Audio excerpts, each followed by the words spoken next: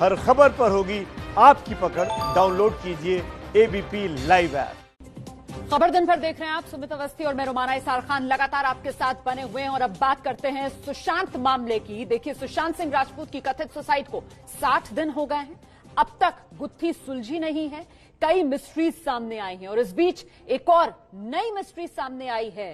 Mystery है सुशांत की एक और गर्लफ्रेंड की।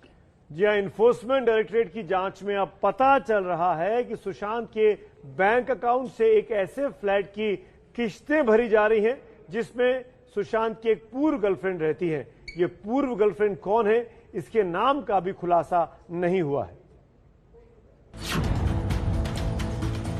आरोप है कि रिया के अलावा सुशांत अपनी पूर्व गर्लफ्रेंड पर भी लाखों खर्च कर रहे थे। ये पूर्व गर्लफ्रेंड कौन है, इसका नाम अभी नहीं पता, लेकिन ईडी सूत्रों के मुताबिक सुशांत के एक बैंक खाते से अभी भी एक ऐसे फ्लैट की ईएमआई भरी जा रही है जिसमें उनकी एक पूर्व गर्लफ्रेंड रहती है। उस खाते में अभी भी लगभग 35 लाख रुपए जमा है। सुशांत पूर्व गर्लफ्रेंड्स पर भी हर दिन 50,000 रुपए से ज्यादा खर्च करते थे। ईडी ने जो अब तक पूछताछ की है और दस्तावेज जुटाए हैं, उनसे कई खुलासे हुए हैं।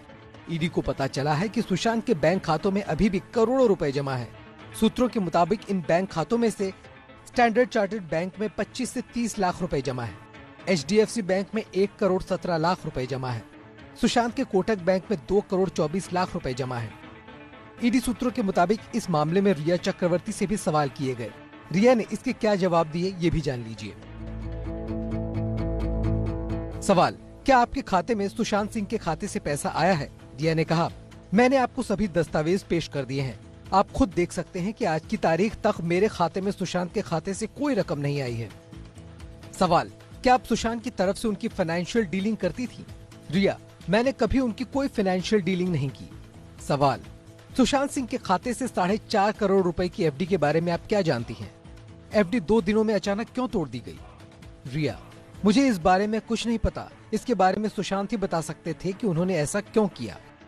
ईडी को रिया से सुशांत के फिक्स डिपॉजिट के बारे में क्यों पूछना पड़ा, इसके लिए आपको एक दस्तावेज देखना होगा। ध्यान से सुशांत सिंह की कोटक महिंद्रा बैंक खाते की स्टेटमेंट को देख लीजिए।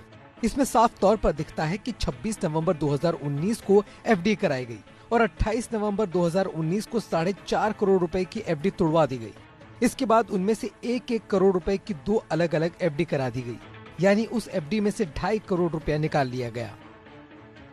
प्रवर्तन निदेशालय के सूत्रों के मुताबिक इस मामले में अब तक की जांच के दौरान जो भी बयान और तथ्य सामने आए हैं, आने वाले कुछ दिनों में ईडी उनकी सत्यता की जांच करेगा और उसके बाद रिया चक्रवर्ती को पूछताछ के लिए बुलाया जाएगा।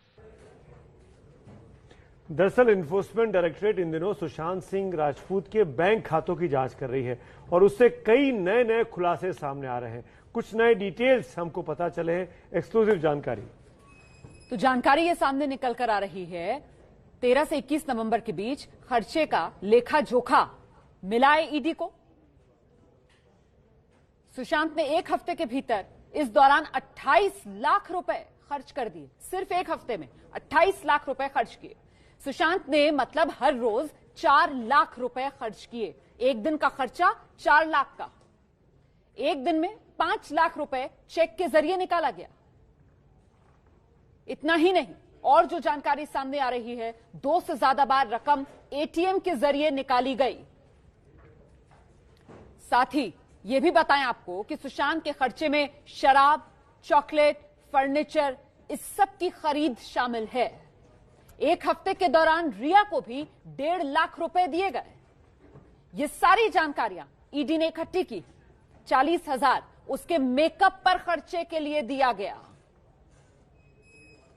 मेरे साथ इसी मामले पर बात करने के लिए ओम प्रकाश तिवारी लगातार सुबह से हर खबर को ब्रेक करते हुए हमारे साथ बने हुए हैं। ओम प्रकाश, ये जानना चाहेंगे इस वक्त आपसे, क्योंकि जो डिटेल एक हफ्ते के आए हैं 13 से 21, ये अपने आप सुन पा रहे हैं ओम प्रकाश? मुझे आप सुन पा रहे हैं ओम प्रकाश?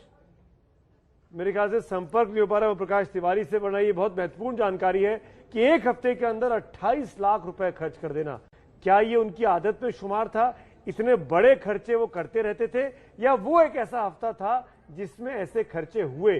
कई बार मौके होते हैं, किसी वजह से आप ज्यादा खर्चे करते हैं, लेकिन बाकी दिन आप इतना खर्चा नहीं करते हैं। ये जानना बहुत जरूरी है कि वो क्या सुशांत सिंह राजपूत के जीवन में उनका हाथ बहुत ढीला था?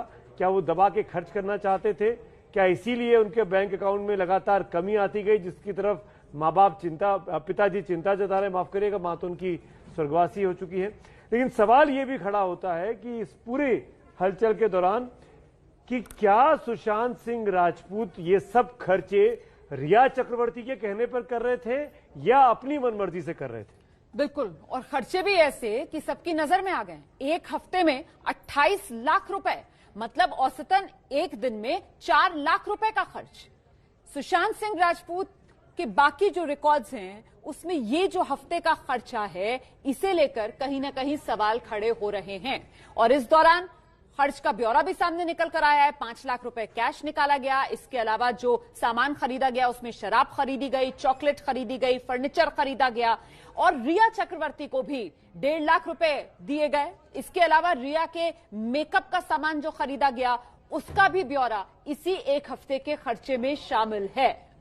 बैंक खाते की पड़ताल से सुशांत सिंह राजपूत के ये बड़ा खुलासा, और यही तो परिवार कह रहा है कि सुशांत सिंह राजपूत जो है वो एक तरीके से ऐसे लालचियों और गिद्धों से घिरा हुआ था जिसकी वजह से उनके बेटे की जान चली गई। ओम प्रकाश तिवारी, एक हफ्ते का ये खर्चा सुशांत सिंह राजपूत का 28 लाख रुपए, इससे किस ओर संदेह बढ़ता हुआ नजर आ रहा है? बिल्कुल रोमाना, आप एकदम सही कह रही हैं, क्योंकि जिस हिसाब से खर्चा हुआ है आप देखेंगे उसमें 5 लाख रुपए की रकम एक ही दिन में पहले बैंक से निकाली गई और उसके बाद बैंक के एटीएम से 2-2 लाख रुपए कर 20-20 हजार रुपए करके 2 लाख रुपए की रकम निकाली गई। यानी एक ही दिन में 7 लाख रुपए से ज्यादा की रकम विड्रॉ हो गई। ये कैश किसने निकाला? हालांकि 5 लाख रुपए का जो चेक निकाला गया है उस पे 5 लाख की रकम निकाली गई है, उस पे लिखा है सेल्फ, यानी वो क्या सुशांत तो रकम निकालने खुद गए थे, उन्होंने अपने किसी नौकर को भेजा था, और अगर सुशांत बैंक गया था तो उनके साथ और कौन था? ये तमाम ऐसे पहलू है। बाकी इस खाते में आप देखेंगे 4 लाख रुपए पर डे का खर्चा आ रहा है। 7 दिन के खर्चे में अगर आप देखें तो 4 लाख रुपए एक दिन में सुशांत का खर्चा आ रहा है, जो अपने आप में काफी ज्यादा है। बिल्कुल, और ये वाकई में आश्चर्यचकित करने वाला है कि इतना खर्चा एक हफ्ते के अंदर 28 लाख रुपए खर्च कर देना। आगे बढ़ते एक और महत्वपूर्ण जानकारी आ रही है, इसी से जुड़ी हुई, वो आपको जानना बहुत जरूरी है। सुशांत सिंह की बहन श्वेता सिंह कीर्ति लगातार ट्वीट कर रही हैं। आज उन्होंने एक वीडियो अपलोड किया और इस वीडियो में श्वेता अपने भाई की मौत की जांच की सीबीआई से मांग करने की बात कह रही है। पहली बार कोई वीडियो श्वेता का सामने आया है। Hello everyone. I'm Sushant Singh Rajput's sister, Shweta Singh Kirti, and I request everyone to stand together and demand for CBI inquiry for Sushant. We deserve to know the truth. We deserve justice for Sushant. Otherwise, we will never find closure. We won't be able to live a peaceful life. तहे दिल से आप सबसे request है कि हम एकजुट होकर CBI इंक्वायरी की मांग करें, क्योंकि हमें सच जानने का हक है। Thank you. CBI for SSR, please. तो सुशांत सिंह राजपूत की मौत के मामले की जांच CBI से कराई जाए प्लीज, ये गुहार लगाती हुई बहन सुशांत सिंह राजपूत की, उनका ये वीडियो आपने देखा। और इस बीच सुप्रीम कोर्ट जहां ये मामला चल रहा है वहां आज रिटन नोट्स हर पक्ष की तरफ से दाखिल किया जा रहा है। इस मामले में बिहार सरकार का लिखित जवाब अदालत में दाखिल कर दिया गया है। बिहार सरकार ने सुशांत की मौत के केस की जांच मुंबई ट्रांसफर करने वाली रिया चक्रवर्ती की मांग को बेमानी बताया। बिहार सरकार का कहना है कि जब जांच CBI को जा चुकी है तो ऐसे में केस ट्रांसफर नहीं किया जाना चाहिए। साथ ही यह भी कहा गया है कि सिर्फ बिहार में FIR हुई है, मुंबई पुलिस ने कोई FIR दर्ज ही नहीं की। अब जांच CBI को जब जा चुकी है, इसीलिए केस को मुंबई ट्रांसफर करने की मांग का विचार का कोई मतलब नहीं है। यह बिहार सरकार का पक्ष है जो सुप्रीम कोर्ट में दिया गया है। और इस बीच जानकारी यह भी सामने निकल कर आई है कि रिया चक्रवर्ती के वकील ने भी उनकी तरफ से लिखित जवाब अदालत में दाखिल कर दिया है। अभी और पक्ष उसमें जिनको अपना जवाब लिखित तौर पर सुप्रीम कोर्ट में रखना है, क्योंकि सुप्रीम कोर्ट ने 12 तारीख को हुई सुनवाई में ये, माफ कीजिएगा, 11 तारीख को हुई सुनवाई में यह साफ किया था कि सभी पक्ष लिखित में अपने बयान सुप्रीम कोर्ट में दर्ज करें। तो कुल मिलाकर बिहार सरकार और रिया चक्रवर्ती की तरफ से बयान आ गया है सुप्रीम कोर्ट में। हम इंतजार हो रहा है केंद्र सरकार की तरफ से, क्योंकि केंद्र सरकार भी इसमें पार्टी बन चुकी है, और सुशांत सिंह के पिता नीरज सिंह के तरफ से क्या बयान दिया जा, के सिंह की तरफ से क्या जवाब बिल्कुल दिया और इस बीच वो जो हमने आपको जानकारी दी कि रिया ने भी लिखित बयान जो है, लिखित जवाब जो है वो सुप्रीम कोर्ट में दिया है। इसमें रिया वही बात कह रही है कि सीबीआई को जांच सौंपना गलत है। वो कह रही है कि जब अपराध जो है वो मुंबई में हुआ तो फिर बिहार में एफआईआर का कोई औचित्य नहीं है। मतलब कुल मिलाकर तमाम पक्षों की तरफ से जो दलीलें मौखिक तौर पर अदालत के सामने रखी गई थी ना, अब वही दलीलें लिखित तौर पर अदालत में जमा कराई जा रही हैं, जिस तरीके से अदालत ने ये मांग की थी। आगे बढ़ते हैं, एक और बड़ी खबर इसी से जुड़ी हुई, डायरी और खातों से जुड़ी हर जानकारी हम आपको दे रहे हैं। हमारे साथ पटना से हमारे सहयोगी भी जुड़ते रहते हैं, उनसे भी हम बात कर रहे हैं। प्रकाश कुमार हैं, मृत्युंजय सिंह मुंबई से जुड़ेंगे, दिल्ली में सुप्रीम कोर्ट की हर खबर पर देने के लिए निपुण सहगल हमारे साथ रहते हैं।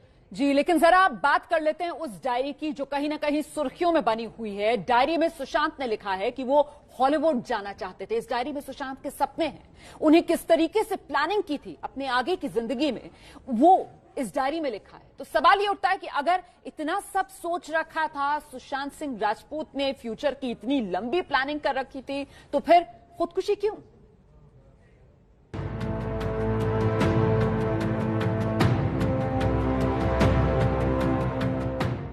सुशांत सिंह राजपूत की डायरी के वो 11 पन्ने हैं जिन्हें पढ़कर आपको ये समझ में आ जाएगा कि सुशांत किस कदर प्लानिंग करते थे। 2020 में कोरोना की वजह से काम भले ही न हो रहा हो, लेकिन सुशांत ने 2020 की पूरी प्लानिंग इस डायरी में दर्ज की थी।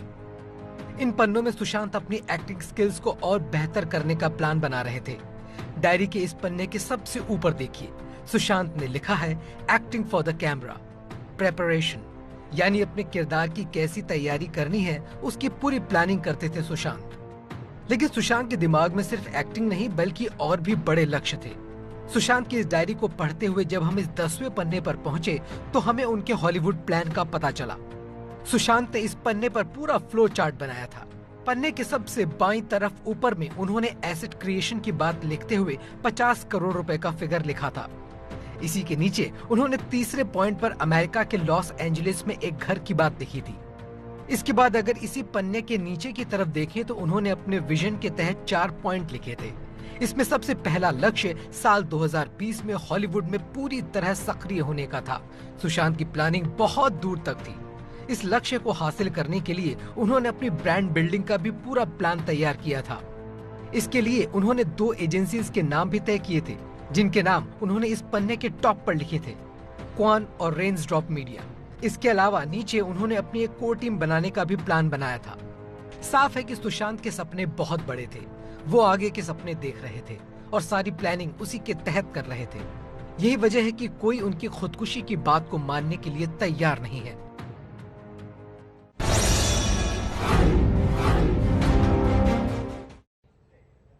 बताया जा रहा है कि ये डायरी 2018 में सुशांत सिंह राजपूत ने लिखी थी और तब वो 2020 के बारे में सोच रहे थे कि क्या कुछ करना है। अलग बात है कि 2020 में कोरोना आ गया और तमाम चीजें धरी की धरी रह गई। आगे बढ़ते हैं, सुशांत केस में अब प्रवर्तन निदेशालय उनके घर पर काम करने वाले नीरज और दीपेश सावंत से आज पूछताछ करेगा। ये वो 2 शख्स हैं जो सिद्धार्थ पठानी के साथ उस वक्त उस फ्लैट में मौजूद थे जब सुशांत की बॉडी रिकवर हुई थी। इनमें से एक नीरज ने एबीपी न्यूज से बात की थी और नीरज ने एबीपी न्यूज को यह बताया था कि उस दिन, मतलब 14 जून के दिन, जिस दिन सुशांत की मौत की खबर आई, उस दिन क्या क्या हुआ था। सुशांत सिंह राजपूत ने जिस वक्त आत्महत्या की थी उस वक्त एक शख्स वहां मौजूद थे जिनका नाम है नीरज सिंह, जो उनके हाउसकीपिंग स्टाफ है, उनके पर्सनल बॉय भी हैं। एबीपी न्यूज पर खास मौजूद है बात करने के लिए। नीरज, ये बताइए कि जब सुशांत सिंह राजपूत ने आत्महत्या की तो वो जो पूरा जो सीक्वेंस है कि कब क्या क्या हुआ उसके बारे में बताइए। वही 14 तारीख की सुबह की बात है। 14 तारीख की सुबह की बात, मैं घर से उनके सफाई कर रहा था तो वो रूम से निकले थे बाहर। तो रूम से निकलने के बाद तो उन्होंने मेरे को ठंडा पानी बोला। तो नीरज मुझे ठंडा पानी दो, तो मैं फटाफट ठंडा पानी लेके आया। तो लेके आने के बाद उनको ठंडा पानी मैंने दिया तो सर ने पिया और मेरे को गिलास रिटर्न दिया। बोला सब कुछ ठीक है सफाई पे। मैंने कहा हाँ सर एकदम ओके। तो हल्का फेस में स्माइल दे, ठीक है बोल के ऐसे चले गए। तो मेरी आखिरी मुलाकात थी। तो मैं अपने काम पे नीचे लग गया, जैसे भी सफाई पे जो भी रहेगा। फिर उसके बाद जो है ब्रेकफास्ट का टाइम हो गया था, 8 साढ़े 8 हो ही गए थे। तो उसके बाद जो कुक है तो वो कुक गए ऊपर, तो उन्होंने ब्रेकफास्ट के लिए पूछने के लिए कि क्या लेंगे ब्रेकफास्ट में, तो सर ने बोला मैं केला और जूस लूँगा और नारियल पानी क्योंकि वो लेते रहते हैं, नारियल पानी उनका डेली आता है। तो जूस और नारियल पानी और केला लेके गए, तो केला सर ने लिया नहीं, तो बोला जूस और ये दे दो, मैं यही पी लूँगा। तो वो लेके सर अंदर चले गए थे। सारों को यही लग रहा था कि सर अभी रेस्ट ही कर रहे हैं, तो हमारे दिमाग में कोई ऐसा सिचुएशन चल ही नहीं रहा था कि सर ऐसा कदम उठा लेंगे। तो हमें ऐसा ही लग रहा था कि जो रेस्ट कर रहे हैं, अभी उन्हें डिस्टर्ब करना भी सही नहीं, हम काफ़ी सोच रहे थे। तो उसके बाद जो है फिर भी हमने गैप दिया, फिर 15 मिनट बाद फिर हमने खटमोक करते रहे, फिर हमने थोड़ा गैप दिया, फिर ऐसे करते करते हमें आधा घंटे से ऊपर हो गया। फिर जो है उन्होंने जो सिद्धार्थ ने उनकी सिस्टर को फ़ोन किया, सिद्धार्थ पिठानी ने जो उनके क्रिएटिव मैनेजर हैं, उन्होंने मीतू को फ़ोन किया, जो वो उनके दोस्त हैं जो घर में रहते हैं। हाँ, वो दोस्त हैं उनके जो घर में रहते हैं। तो उन्होंने फ़ोन किया उनकी सिस्टर को कि सर गेट ही नहीं खोल रहे हैं, आधा घंटा आप आ जाओ, ऐसा बोला। उन्होंने कहा ठीक है, जैसे भी गेट खुलवाओ, तब तक मैं पहुंच रही हूँ। तो जैसे भी है गेट तो आप सुन रहे थे, ये सुशांत सिंह के साथ उनके घर में रहने वाले एक हेल्प थे, इनका नाम नीरज है, ऐसे ही दीपेश 2 लोग थे और तीसरा उनके जो मैनेजर थे सिद्धार्थ पिठानी, ये 3 लोग घर में मौजूद थे 14 जून को, जब ये खबर आई कि सुशांत सिंह ने खुदकुशी कर ली है।